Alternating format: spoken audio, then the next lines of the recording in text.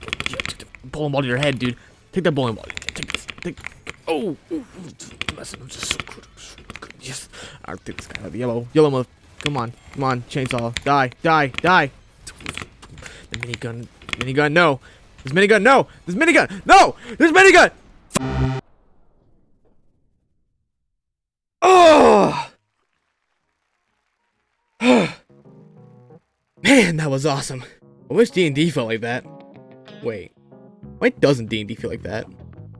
Marshals in D&D are severely lacking, and even still in 5.5, this isn't even really a hot take either. I did a poll on the channel and not one vote said that they were fine the way they are, or that they're even overpowered. Now, this is usually where someone will just go, just play Pathfinder, it's so much better. But should we not seek to improve upon what we already have? Look, I get it, Pathfinder is cool, but Dungeons & Dragons is just where most people are comfortable playing, and that's just the reality we live in. And in this reality, spells are just so much better than just about any weapon you can use. Heck, the weapons you can summon with the spells are just so much better than any non-magical weapon you can use as a regular martial. And while I know there are a million videos already out there on YouTube giving martial special features, new classes, and intricate ways of dealing extra damage, the problem then becomes twofold. One, if you're a DM currently running a game, you'd have to decide whether your martials get a sudden power boost while your casters watching from the sidelines get nothing. Alternatively, you could just run a new game and a new campaign that you're starting, but then if you're only running one game a week with your close-knit friends who only have this one day available to play, you basically have to either end the campaign soon or tough it out and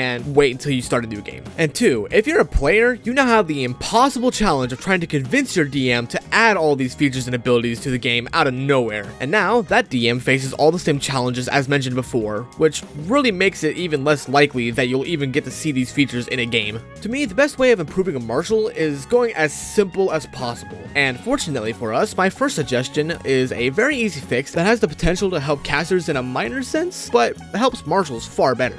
First up is changing how critical hits work. Typically in D&D, scoring a critical hit means that the dice that you roll for that attack are doubled, but not any of your modifiers. This just blows because not only are you not fully doubling your damage, but now it's taking your turn even longer to count double the amount of dice. You may not think that that's a big part of why turns take so long, but if you simplify the game down so that each attack deals average damage on a hit, you'll see just how fast the game can go. Plus, what's a 5 extra damage from a crit gonna do to a lich? There's really no reason not to have crits deal double damage on a hit. Coming off of this is changing how plus weapons work, like +1, +2, and +3 weapons. Typically, they give you a bonus to the attack roll, which is very handy since each +1 gives an additional 5% chance of hitting. May not sound like a lot, but in reality, it really is. But there's also the additional bonus that the weapon now deals that much extra damage on a hit. So, +1 quarterstaff is dealing an extra 1 damage on a hit. Not the best, but whatever. Most players get a +1 weapon pretty early on, so it's no big deal. At least, it wouldn't be a big deal if a legendary item, you know, the one that costs 100,000 gold and 250 days of crafting to make,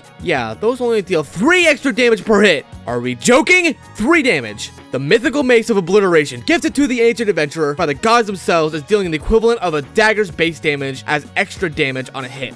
Whoa. This is worthless. It's less than worthless, my boy. This is stupid. So what I've done is simple. Keep the bonus to hit as the same, but for each +1 the weapon has, it deals its normal damage as an extra onto that weapon. So if you hit with a +2 rapier, instead of dealing 1d8 +2 damage on a hit, it's now dealing 1d8 +2d8 damage on a hit. And to help close this martial caster divide a bit further, each plus a weapon has reduces the roll required to score a critical by that much. So if you have a +3 legendary sword, your odds of getting a critical hit go from 5% all the way up to 20%, which is a 1 in 5 chance. I feel like a legendary weapon should be dealing an absolute ton of damage, given that most parties aren't supposed to even have them until tier 4. Maybe tier 3 if you're lucky. The main reason I want to focus so much on crits is the fact that martials are the ones who are most likely to utilize them, given that a targeted spell attack and weapons for spellcasters aren't all that common. And if you think this is completely busted for martials to have access to, here's the math on everything I proposed. It's not even close, even while you're using both improvements I proposed. But no, don't artificers have the ability to create +1 weapons by level 2? Seems a bit overpowered right then, don't you think? Sure, I can see that, so here's my idea. A +1 weapon will act as the D&D rule rolls normally in 10, dealing just 1 extra damage on a hit. But once you hit level maybe 5 or 7, that's when you can start critting easier and dealing that extra damage that I proposed. You can explain this by saying that now you understand the weapon more, or you just generally have a better understanding of how to use these powerful weapons. And if you intend to run a long game with plenty of level ups, you can even do this with other weapons. I suggest maybe locking a +2 weapon until level 9 or 11, and a +3 weapon until level 13 or 15. But again, these are just suggestions based on some of the numbers I've run.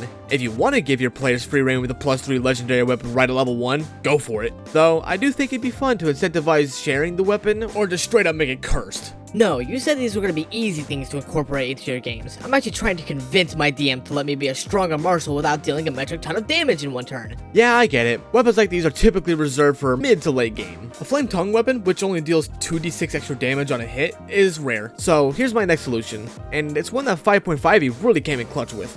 Weapon masteries. In the updated rules of D&D 5.5e, they've introduced these handy little things called weapon masteries, which is a new property on every weapon in the game. If you're a martial class, other than monk, you get to choose from a small list of weapons to have mastery in. And if you're a barbarian or fighter, this list will expand as time goes on, incentivizing the use of multiple types of weapons. But do you know what the unfortunate truth of D&D is? Most barbarians and fighters are going to stick with the 2 weapons they use, a melee weapon and a ranged weapon. That's pretty much it. But no, I use the- Stop interrupting me! On an unrelated note, did you know that in 5.5e they made switching your weapon a free action? Yeah, that old confusing, oddly restrictive rule that said you had to use a free action to stow a weapon, but an entire action to actually pull one out, as in your entire turn to switch what weapon you're holding? Yeah, it got fixed. Now in the new edition, you can draw or stow a weapon before or after you make an attack. But like I said, most martials aren't exactly utilizing that freedom of weaponry to its fullest extent. And I can't really blame them since there's no real incentive for switching weapons mid-turn. So to fix this, how about some brand new weapons for D&D, some of which are perhaps associated with some very specific types of regions, and thus could be used as an incentive for your players to explore your world and understand the other varying cultures through the unique weaponry they have. So starting us out here is the Weakened Mastery. This property causes a hit creature to have a penalty to its next con or strength save before the start of your next turn. The penalty equals half your proficiency bonus, rounded up. Not only will this allow you to hit someone and potentially cause them to be toppled or pushed back a lot easier by your next attack this turn, but it also works for your teammates in case you miss the follow-up attack, or if you're just setting up your ally to potentially beat the ever-living senses out of the creature. And promoting teamwork should always be a core driver in the gameplay design philosophy of D&D,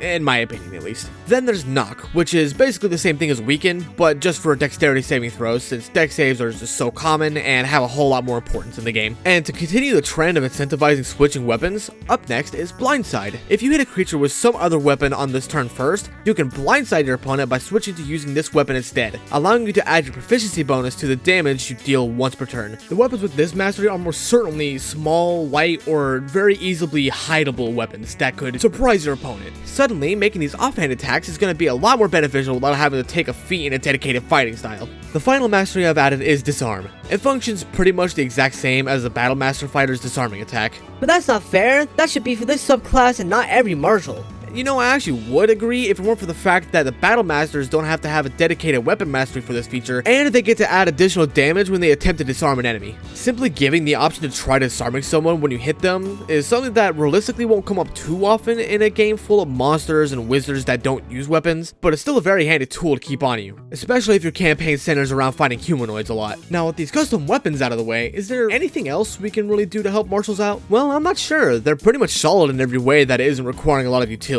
though most subclasses can pretty much handle that side of things. But why not try? So here's a few more things I've added to make things that already exist in D&D a bit more enticing to utilize as a player. Because one thing everybody gets, at least if you're not choosing your starting gear manually, is a pack full of supplies. These packs come with items in them, like caltrops and ball bearings, that are meant to be useful utility on the battlefield, and yet they kind of fall flat after level 5. Why? Well, it's because these items have a fixed DC for their saving throws. And sure, this makes sense I suppose, since they're just items not inherently tied to the abilities of your character, but what if they were? I mean, is it really so hard to believe that a level 9 adventurer is going to be better at throwing down ball bearings compared to a level 1 adventurer, since they're just better at fighting in general? If your answer is yes, then I'd like you to look at how holy water functions in D&D, then come back to me. My proposition is that you change the DC for these items to match progression, aka 8 plus proficiency bonus plus dexterity modifier, since it's about how effectively you can throw these things down to trip up your enemy. And you can make grappling hooks infinitely more fun by treating them like specialized weapons. Maybe they're finesse, light, and thrown weapons now that deal 1d4 bludgeoning damage on a hit, and then you can immediately pull that target 10 feet closer to you if it's medium or smaller. Oh wait, and what if after they get yanked towards you, you now have advantage on the attack? Now, I don't know about you guys, but this is my version of how WotC treats teleportation. When I want to do some cool ass stuff on the battlefield, this is what I want. I want to move the enemies around to get some better positioning. I want to yank them right to me and then hit them with a massive sword, because that's sick. Or better yet, what about shoving? There's some really cool features out there that knock enemies back, but that's kind of all they really do. So what if we expand on this? So are you all familiar with how fall damage works in D&D? If not, it basically goes that for each 10 feet you fall, you take 1d6 bludgeoning damage. Very simple concept. Well, what if we apply that to knocking creatures back for some collateral damage? I like to run that for each 5 feet a creature does not move after hitting a surface that it would have otherwise moved, will take an extra 1d6 of bludgeoning damage. And this isn't exclusive to martials since warlocks get access to repelling blast. But hey, this is just an overall fun rule to have. Huge shout out to DC20 by the way for that incredible idea. But yeah, those are just a couple of my ideas for how I would improve martials. So far, it hasn't gone too wrong for me, but you know, I'm sure I'll make an update in the future when one of my players inevitably min-max around these features and combine them in some unholy way that fucks me and my monsters so that I keep rolling in that 1 and 2s all game long. Oh, hey dude, what's up? Hey dude, can you like not be so loud over there? Oh yeah, my bad. That's no, I get it. Like I get frustrated when I play games too, but like you get like exceptionally loud. I'm not trying to be like that. No. It's like I get it, but listen. I'm trying to be quiet, but you know, sometimes you just get in the heat of No, but like you're not hearing me. Like dude, like it's fine. You can be loud. You just can't be that loud all the time. Like all you do is play these games all day. All I do is play games all day, dude. Yes, you play the games all day long. What do you think? It's just that big a deal, dude. If it's not a big deal, then why aren't you paying rent, huh? Huh? Well, I'm not paying rent, that's what I thought. I'm not even someone who has an ability to pay You rent. don't have a job. Yeah, because I don't have a job, because it's your fault, because I'm your trophy. I'm some dude's trophy who lives on his wall, but nah, I get everything paid for me. No, but actually, I have a job because I'm on your wall, dude. Yeah, off. Go back to whatever you're doing.